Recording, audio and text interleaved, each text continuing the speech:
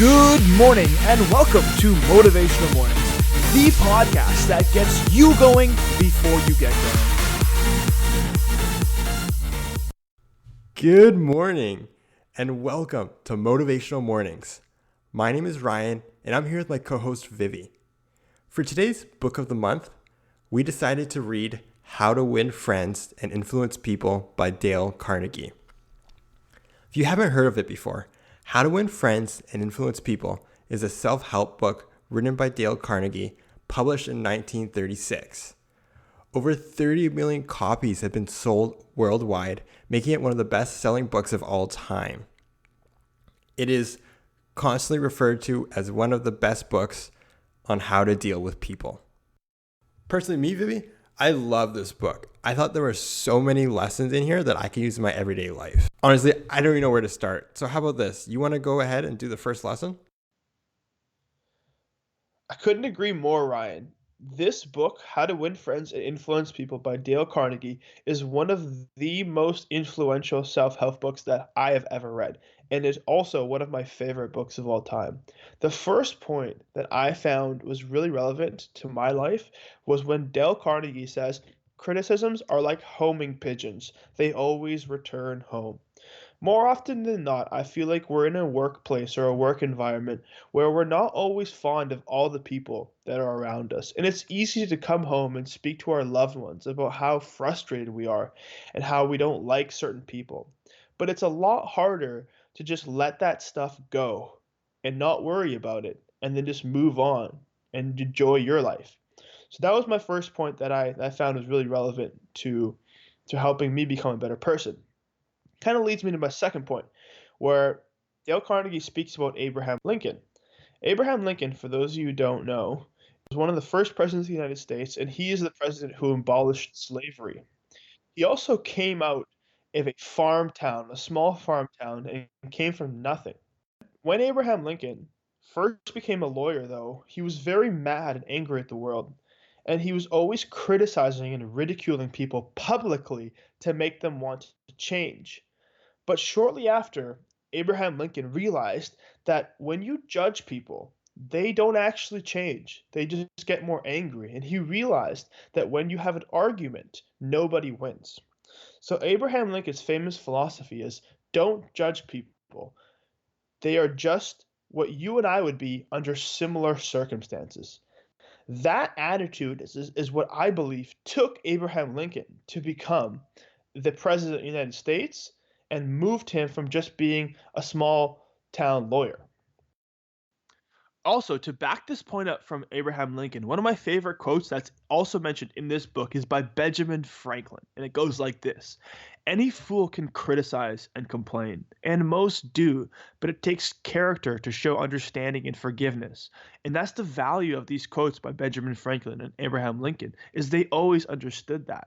If you'd also like to hear the full story of Abraham Lincoln's story in this book, please feel free to get the free book from audibletrial.com/motivational mornings. But Ryan, criticism and judgment are something that I'm trying to work on in my daily life and trying to get rid of. How have these things affected you in the past? Have you criticized people and maybe that's affected you negatively and learned in it? Or what do you think?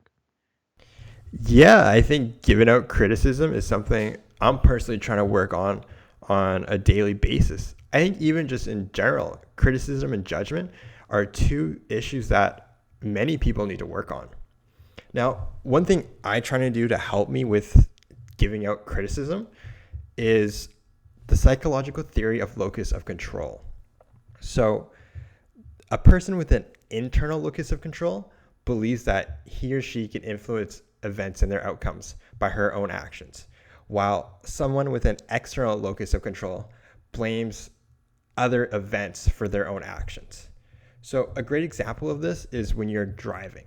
If someone cuts you off while you're driving, you often blame it on them internally. They are either a bad driver or a selfish person, and that's why they cut you off. But if we flip things around and we accidentally cut someone off, we usually blame it because, I'm late for work, or maybe it was a mistake and I didn't see him. We don't see we are a bad driver. So What if we take that mindset when we are trying to give feedback to other people? Wouldn't that be more productive when dealing with friends and coworkers? The way I understand the book is to never criticize the person. Never say they are lazy or stupid or any negative traits. Instead, we just want to draw attention to their actions. So an example of feedback that could benefit from this would be, I've seen you made a few more mistakes lately on your work, more than usual. I know how careful you are with your work, so I just want to see if there's anything you need help with. More often than not, this sort of feedback is a lot more encouraging and motivates them to change their behavior instead of outright calling the person lazy. That's a really great example, Ryan, of how to take control of your own feelings and emotions and how not to express those feelings externally. My second point of this book that I thought was quite interesting was when Dale Carnegie talks about Charles Schwab. Charles Schwab was the first person in America to be paid $1 million per year as a salary when he was only 38 years old. Just in comparison, at that time in 1921, the average salary per week was $50. Charles Schwab was also asked by some people if he thought at least he deserved $1 million a year salary back in 1921. And how he responded was pretty interesting. He said, "I consider my ability to invoke enthusiasm among my people the greatest asset that I possess. And the greatest way to develop that enthusiasm is to appreciate and encourage them." This kind of emphasizes the point that there is nothing else that so kills the ambition of a person as criticism from superiors. Charles Schwab goes on to say, "I never criticize anyone. I believe in giving people incentives to work." And he goes on to influence this by saying, "I'm anxious to praise and long to find fault." And it's interesting because this is exactly what Charles Schwab did. And this is exactly why he was a very successful CEO and exactly why he got paid $1 million a year in 1921. He did exactly the opposite of what normal people do. Normal average people often destroy their subordinates when anything goes wrong. And when they do something right, they never appraise them. They never say congratulations. Schwab says, "I have never met the person in all of my years that has done better in the spirit of criticism than in the spirit of approval." But it's all fine and dandy to be able to just say to someone that they're doing a great job and not to criticize them. But how do you actually do that? And I found that most interesting because that takes it from knowledge where it's interesting to find out about and makes it practical. So when you're trying to appreciate someone and tell them that they're doing a good job, you want to be able to make sure that you're not just flattering them, but you're appreciating them genuinely. And the difference is that, like I said, flattery is not sincere, it's insincere, whereas appreciation is genuine. One comes from the heart and the other one comes from the teeth. It's funny because you hear some of the old sayings like, "Don't be afraid of your enemies, be afraid of the people who flatter you." And it kind of plays true to points like these. I think that's one of the most important takeaways from the book. There's all these lessons and principles, but if you aren't genuine while doing them, they're not going to work. Then that works for speaking, and that also works for listening. One lesson that really stood out for me was how to be a good listener. And the secret to that is encourage other people to talk about themselves. And I think that's how you make really good friends. You show interest in what other people like, and then anyone would enjoy talking to you.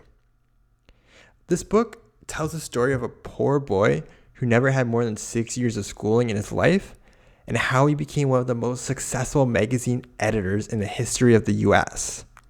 Now, there's a lot to the story, but the part that stood out was how someone who had very minimal education and had no network became able to correspond with all these famous celebrities such as Abraham Lincoln, Ralph Waldo Emerson, and Oliver Wendell Holmes. The list goes on and on. So what was his secret? Well, the secret was when he sent letters to these celebrities, he would ask them about themselves. For example, he sent a letter to General A. James, who was running for president at the time. And he asked if it was true if he was once a towboy on a canal. So once these celebrities received these letters and saw their questions about themselves, of course they wanted to answer. A lot of these celebrities replied, and some even invited him over to their house for further discussion. So now, think about this lesson when networking or meeting new people in your own life. You want to be remembered in a positive way. So talk about what other people want to talk about. And more often than not, once you get the conversation going, you don't even have to talk anymore. I really like how you brought that point up of how to be a good listener. It's not so evident frequently how important that is, and I'm really glad that you brought that out as one of the main points of this book, Ryan. Lastly, I just want to talk about one of the main things that I thought was important. And it's this quote by Dale Carnegie that he mentioned. It goes like this: "A man convinced against his will is of the same opinion still." And it's so relevant to my life right now because I'm going through schooling right now in chiropractic school to be a doctor of chiropractic in the future. And it's really evident when I'm with patients that when you try to convince someone that they're wrong, they just leave thinking that you're wrong. And it's really evident in my life of how important that is. And an example I would like to give is if you think about it. Let's say that Ryan and I were arguing right now about a certain point, and I was arguing against that point, and Ryan was arguing against my point. At the end of the argument, regardless of who's right, we'll both feel bad. So at the end of the day, who's winning? And I think that the answer to that question is nobody. So when trying to talk about arguments and discussions, try to just state your opinion and not to say that somebody else is wrong. That's one of the biggest points that I get from this book. Ryan, can you relate to this in your personal life? Totally. There's been countless times where I've been in arguments and then halfway through I've realized I'm totally wrong. But because they keep pushing and pushing their opinions on me, I continue arguing my points even though I know I'm not right anymore. And I think that's such an important lesson, like you said, Vivi, that we just need to give the people a chance to save face.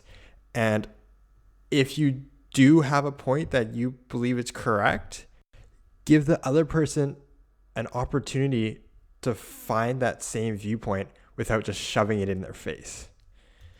I want to end today's podcast episode with a quote from the book. "I shall pass this way but once. Any good, therefore, I do, or any kindness that I can show to any human being, let me do it now. Let me not defer nor neglect, for I shall not pass this way again." Now, that wraps up today's episode of Motivational Mornings. If you're interested in this book and want to get your hands on a copy, go to audibletrial.com/motivational mornings to get a 30-day free trial. Thanks for listening and have a great day.